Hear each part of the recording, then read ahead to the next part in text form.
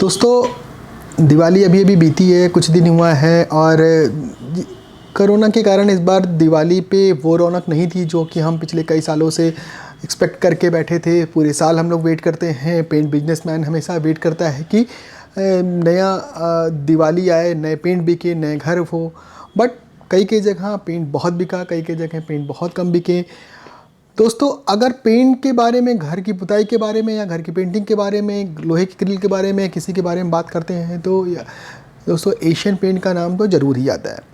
आज अपने ब्लॉग में हम यही बात करने चलते हैं कि एशियन पेंट क्या थी, अभी क्या है, आगे क्या रहेगी। ये हम अपने अनुभव से, जो हमने इतने सालों में सीखा है, जो अपनी कंपनियों के बारे में जाना है एशियन पेंट के बारे में, वो हम आपको अपना जो अनुभव है वो शेयर करने चल रहे हैं आपको।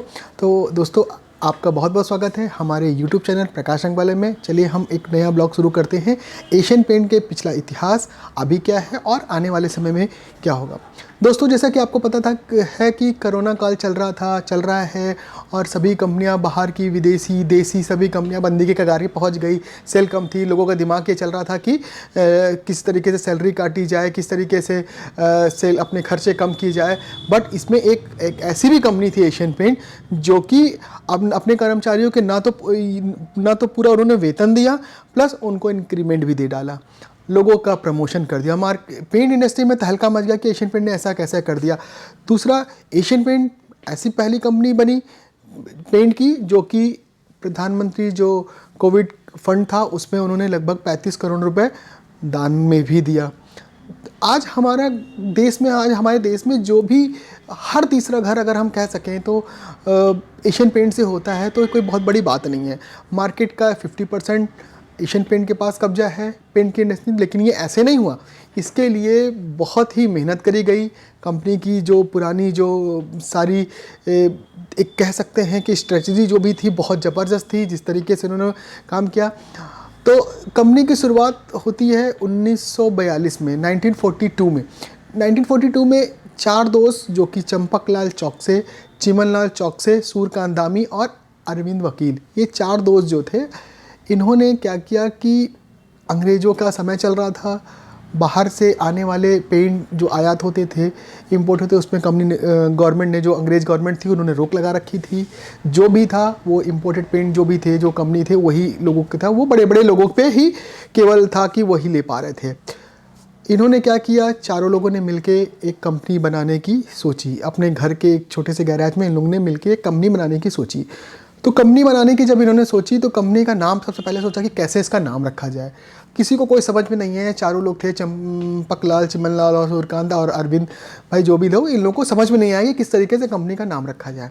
दोस्तों, इन लोगों के दिमाग में अचानक से एक नज़र पड़ी टेलीफोन डायरेक्टरी। उस समय टेलीफोन डायरेक्टरी आया करती थी गवर्नमेंट की, बड़ी मोटी सी होती, इसमें सबके नाम लिखे होते थे, पता लिखे थे, जितने भी नंबर होते थे, फ़ोन नंबर वो लिखा था।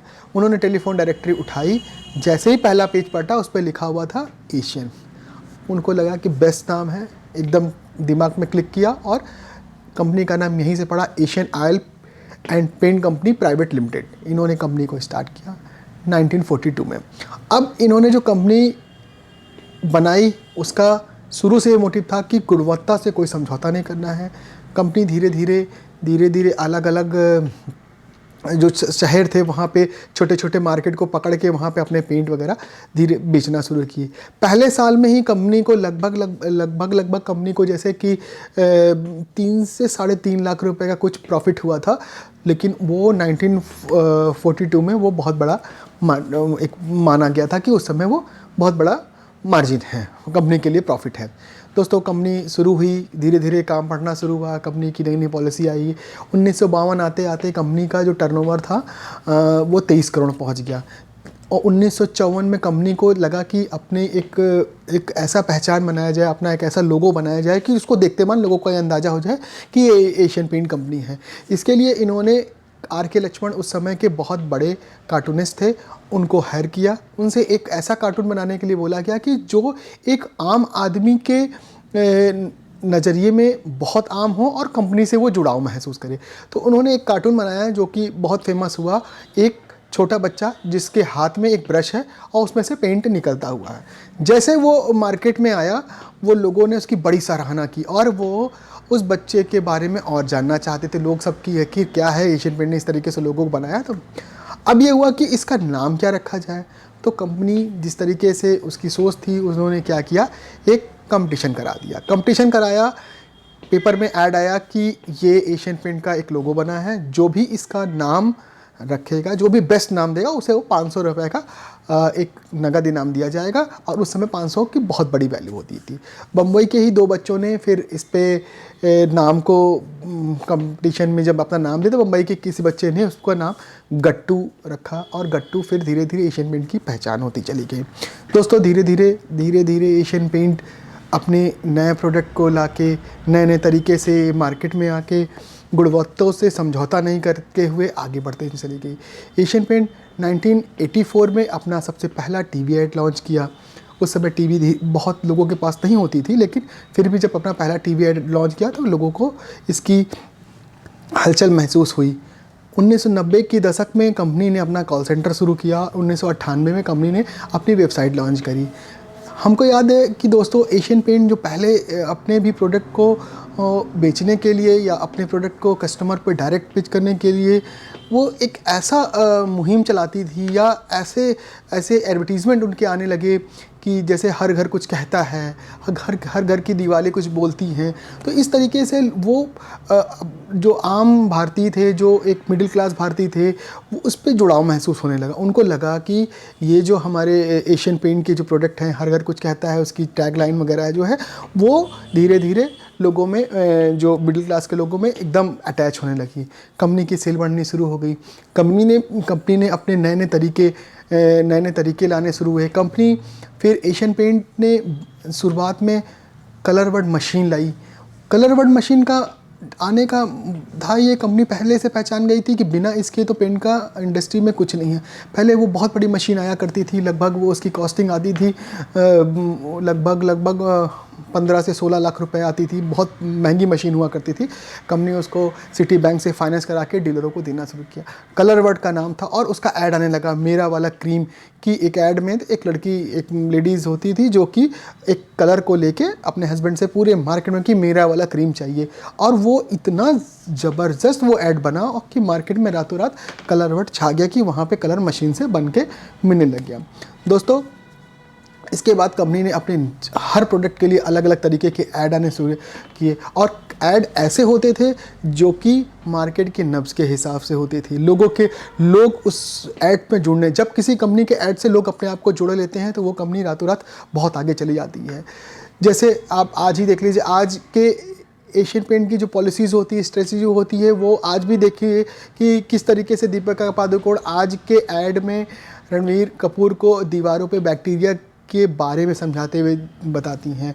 उस पर छिपा हुआ तथ्य ये है कि मतलब किस तरीके से उसको मार्केटिंग में शामिल करके किस तरीके से उस चीज़ को बताया जाता है कि मतलब एशियन पेंट किस तरीके से आपकी ज़िंदगी में, आपके घरों को किस तरीके से अच्छे बना रही है।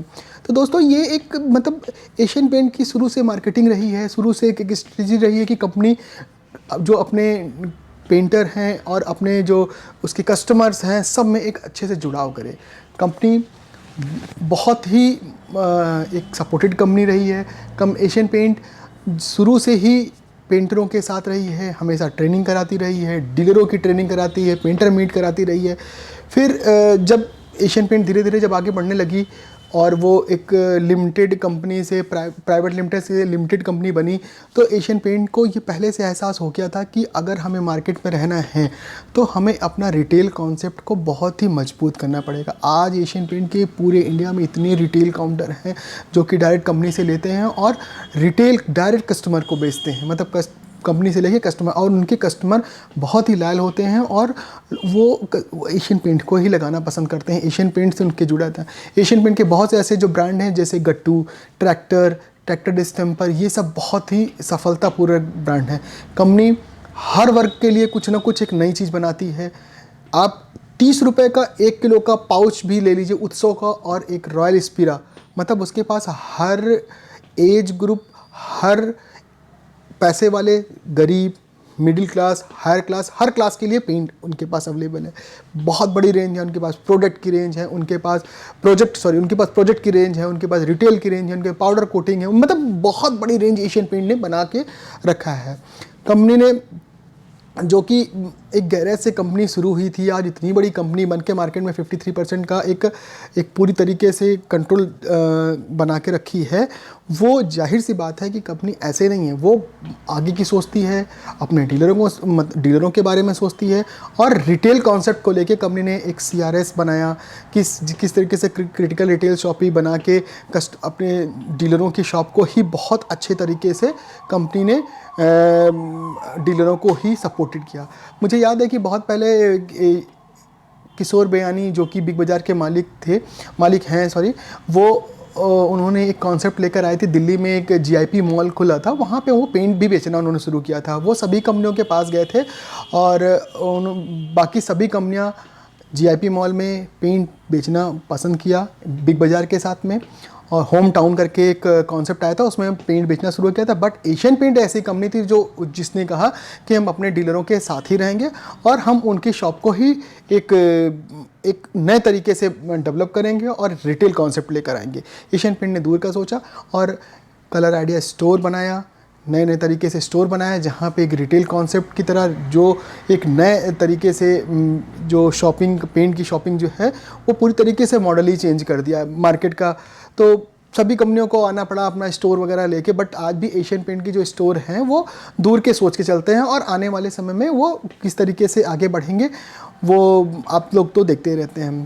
दोस्तों, समय के साथ खुद को कैसे आगे रखा जाए, ये एशियन पेंट से ही समझा जा सकता है। एशियन पेंट, आपने देखा होगा कि एशियन पेंट समय के साथ नए नए प्रोडक्ट लेकर आती है और उस प्रोडक्ट को अपग्रेड करती है, और किस तरीके, जैसे रॉयल पे देख लीजिए, रॉयल आज कोविड का समय है, वो रॉयल हेल्थ सीड, उसके पास पहले से ऐसे प्रोडक्ट थे जो कि बैक्टीरिया वगैरह को मारते हैं। उसको पता था कि लोगों की रहन सहन की बदल रहे हैं, लोगों की लिविंग स्टैंडिंग बहुत अच्छे से बदल रही है, और लोग ऐसे पेंट चाहते हैं जिसमें उनके घर पे बैक्टीरिया वगैरह ना है। तो एशियन पेंट ने ये पहले से ही सोच रखा है। कोरोना काल में भी कंपनी ने ग्राहकों पे भरोसा बनाए रखा है।